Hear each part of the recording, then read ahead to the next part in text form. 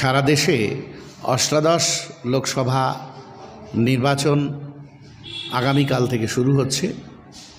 প্রথম দফার নির্বাচন সারা দেশের সঙ্গে পশ্চিমবঙ্গেও প্রথম দফার নির্বাচন আগামীকাল হবে। অষ্টাদশ এই লোকসভা নির্বাচনে নির্বাচক মণ্ডলীর কাছে আমাদের কিছু বার্তা রয়েছে। ইন্ডিয়ান সেকুলার ফ্রন্টের পক্ষ থেকে সেই বার্তা আমরা নির্বাচক মণ্ডলীর কাছে পৌঁছে দিতে চাই। এবারের নির্বাচন অন্যান্য বারের নির্বাচনের তুলনায় একটু আলাদা মাত্রা বহন করছে। এবারের নির্বাচনে নির্বাচক মণ্ডলী যাতে খুবই দায়িত্বশীলতার সঙ্গে তার যে গণতান্ত্রিক অধিকার সেই গণতান্ত্রিক অধিকার প্রয়োগ করতে পারে, আমরা সে বিষয়ে নির্বাচক মণ্ডলীর কাছে দৃষ্টি আকর্ষণ করব। সংবিধান বাঁচানোর এই নির্বাচন, দেশ বাঁচানোর এই নির্বাচন, গণতন্ত্র বাঁচানোর এই নির্বাচন। নির্বাচক মণ্ডলীর কাছে অনুরোধ, কোনো ব্যক্তি কিংবা রাজনৈতিক দলের কোনো বিশেষ প্ররোচনায় পা না দিয়ে সঠিকভাবে সঠিক ব্যক্তিকে এবং সঠিক রাজনৈতিক দলকে ভোট দিয়ে আপনি আপনার পছন্দমতো প্রার্থীকে নির্বাচিত করবেন, পছন্দমতো দলকে নির্বাচিত করবেন, যাতে তারা সংসদে গিয়ে সত্যিই রাষ্ট্রীয় দায়িত্ব পালন করতে পারে।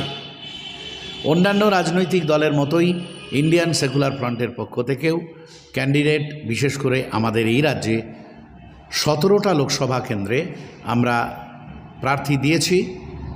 আমাদের দলের সাংগঠনিক যে শক্তি, সেই শক্তি সারা পশ্চিমবাংলার বিভিন্ন জেলায় থাকা সত্ত্বেও আমরা ফ্যাসিবাদী বিজেপি এবং তার দোসর ও দুর্নীতিগ্রস্ত তৃণমূল কংগ্রেসকে পরাস্ত করার লক্ষ্য নিয়ে যেহেতু এই নির্বাচনে প্রতিদ্বন্দ্বিতা করছি, তাই আমরা প্রার্থী দেওয়ার ক্ষেত্রেও সীমাবদ্ধতা রাখবার চেষ্টা করেছি।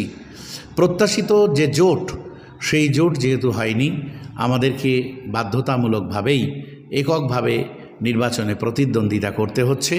এই অবসরে নির্বাচক মণ্ডলীর কাছে আবেদন, যেখানে যেখানে ইন্ডিয়ান সেকুলার ফ্রন্টের প্রার্থীরা প্রতিদ্বন্দ্বিতা করছেন সেখানে অবশ্যই ইন্ডিয়ান সেকুলার ফ্রন্টের প্রার্থীদের খাম চিহ্নে ভোট দিয়ে আপনি বিজয়ী করবেন, নির্বাচিত করবেন এবং শক্তিশালী সংসদ গঠনের ক্ষেত্রে গুরুত্বপূর্ণ ভূমিকা পালন করবেন।